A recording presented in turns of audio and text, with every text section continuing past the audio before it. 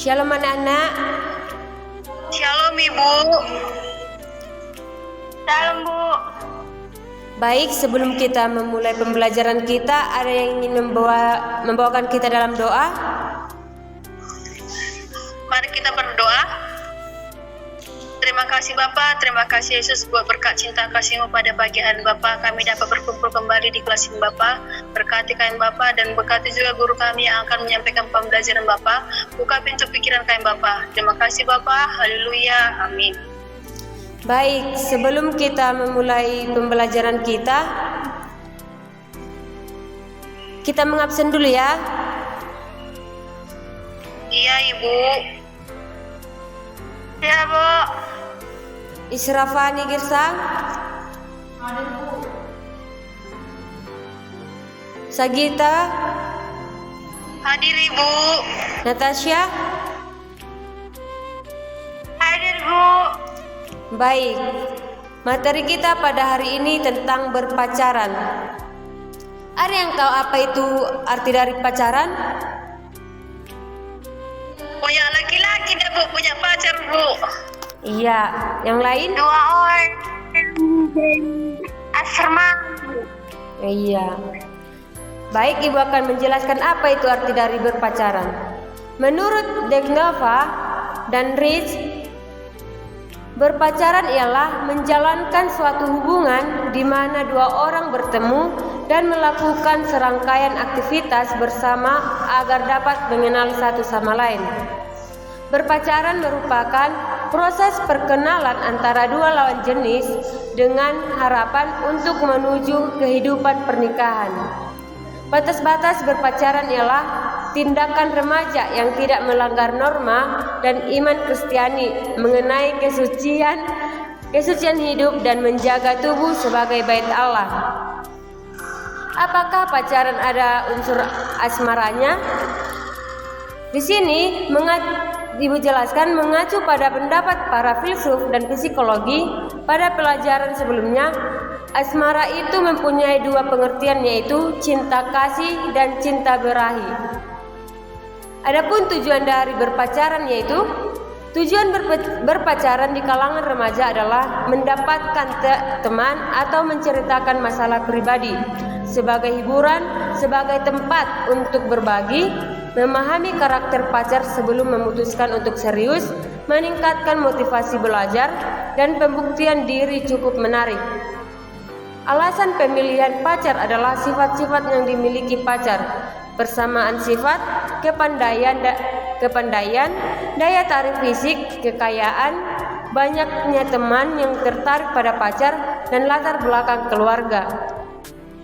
Adapun di sini batas-batas dalam berpacaran ada 4 tingkat intensitas hubungan fisik, dimulai dari yang paling lemah sampai yang paling kuat. Keempat tingkat tersebut ialah 1. Tidak berpegangan tangan. Yang kedua, tidak saling memeluk. Yang ketiga, tidak berciuman. Yang keempat, tidak saling membelai. Nah, berpacaran menurut Alkitab itu ialah yang pertama, menjaga kesucian tubuh. Siapa di sini yang tahu artinya menjaga kesucian tubuh? Sagita tahu apa itu menjaga kesucian tubuh?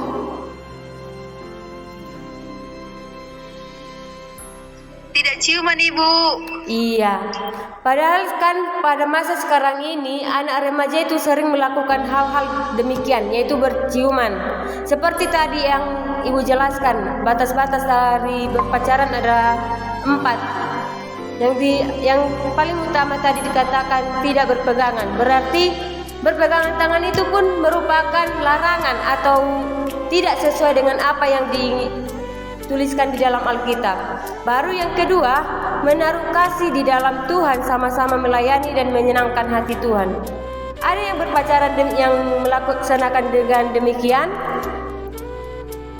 Oh, sebelum itu, Ibu mau bertanya, apakah anak Ibu telah ada yang berpacaran?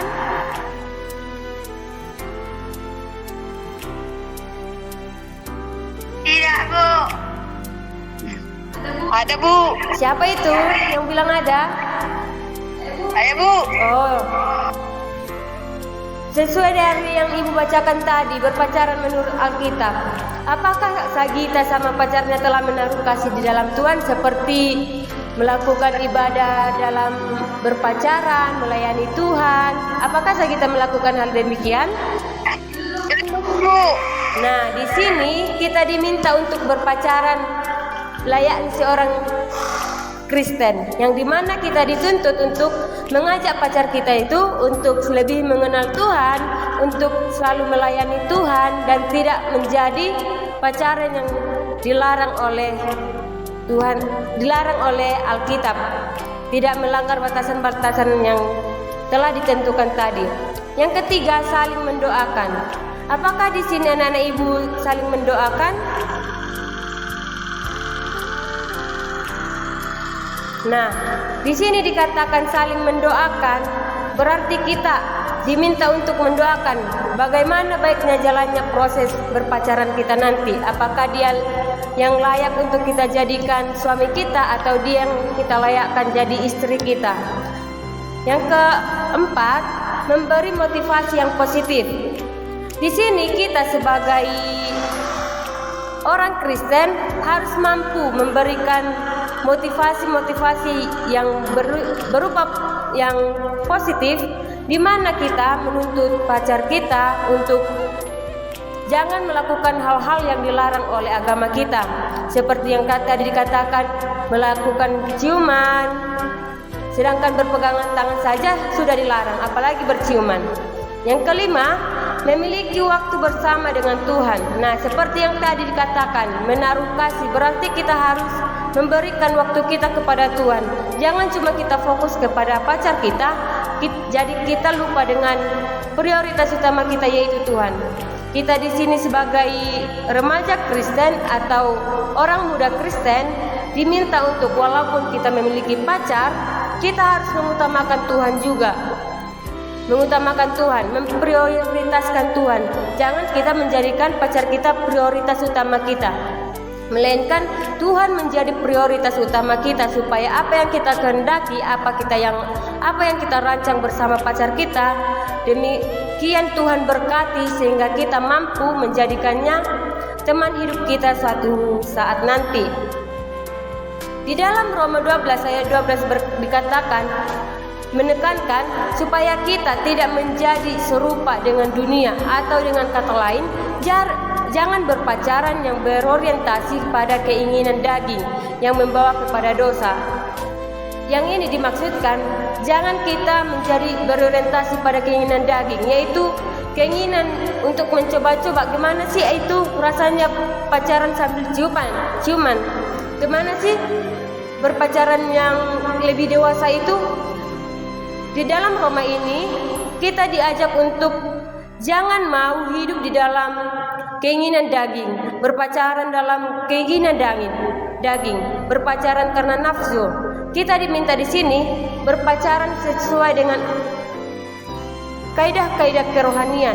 Berpacaran itu di dalam Tuhan, tidak melakukan hal-hal yang negatif, melainkan mengajak pacar kita, mengajak orang yang kita kasihi melakukan kehendak Tuhan, yaitu menjaga kesucian tubuh kita. Jangan memberikan tubuh kita yang disentuh, melainkan untuk mengajak teman kita itu untuk semakin kenal Tuhan, semakin hidup di dalam Tuhan. Paulus dalam suratnya kepada jemaat di Efesus berpesan, dapat kita baca dalam Efesus 4 ayat 17 dan ayat 2 yang ke-12. Nanti di rumah bisa dibaca. Supaya anak Tuhan jangan jatuh ke dalam berciuman dan lain-lainnya yang merancang dalam masa berpacaran, karena itu bertentangan dengan Alkitab. Dengan demikian, orang Kristen harus menghindari pencumbuan dalam masa berpacaran. Jadi, dari materi kita tentang berpacaran ini, ibu menyimpulkan bahwa orang bilang masa remaja adalah masa paling indah. Karena keindahan itulah tiap remaja sedapat mungkin mampu menahan diri dari berbagai hal yang merugikan. Dengan begitu, mereka dapat menikmati keindahan masa remaja menuju kedewasaan. Pada saat ini, Di kalangan remaja muncul pemikiran seolah-olah seseorang menjadi orang aneh jika belum berpacaran. Kalaupun pacaran dan tidak melakukan berbagai tindakan seperti mencium dan menyentuh badan lainnya, maka sikap itu dipandang kuno. Orang dapat menentukan untuk berpacaran ataukah tidak jika ia sudah yakin akan tindakannya. Jadi, keputusan untuk berpacaran haruslah berdasarkan alasan yang benar, bukan karena tertarik fisik ataupun sudah tidak disebut sebagai manusia kuno. Ingatlah, apa yang ditanamkan sekarang akan berpengaruh pada masa depan seseorang. Semua orang pernah melakukan kesalahan, namun tidak semua orang mampu untuk memperbaiki berbagai perbuatan yang salah dan menyimpang. Bahkan banyak meninggalkan bekas.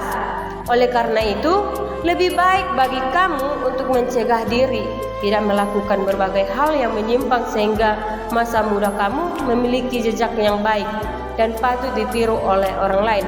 Nah, dari materi kita yang Ibu telah paparkan tadi, Ibu memberikan tugas buat anak-anak Ibu sekalian. Ditulis ya untuk tugas kita kumpulkan untuk minggu depan. Yang pertama, menurut pendapatmu, haruskah ada batasan dalam berpacaran dan mengapa hal itu terjadi? Yang kedua, jelaskan pandangan Alkitab tentang berpacaran. Yang ketiga, jika kamu menyukai seseorang, apa saja yang ada pada dirinya yang membuat kamu menyukainya? Jelas untuk tugas kita minggu depan? Jelas, Bu. Nah, dari materi yang Ibu jelaskan tadi sudah mengerti anak-anak? Sudah, Bu. Nah, untuk menutup pertemuan kita, ada baiknya salah seorang anak didik Ibu membawakan kita dalam doa. Ibu persilakan.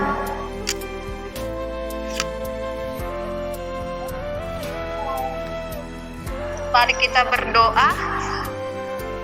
Terima kasih Bapak, terima kasih Yesus buat cinta kasih-Mu pada sore ini Bapak. Kami telah mendengarkan sebagian dari pembelajaran guru kami Bapak. Berkatilah guru kami Bapak. Terima kasih Bapak. Haleluya. Amin. Terima kasih buat saudari Sagita. Kita tutup pertemuan kita dan jangan lupa untuk mengerjakan tugas dan kebaktian minggu depan kita kumpul kembali. Selamat pagi dan shalom.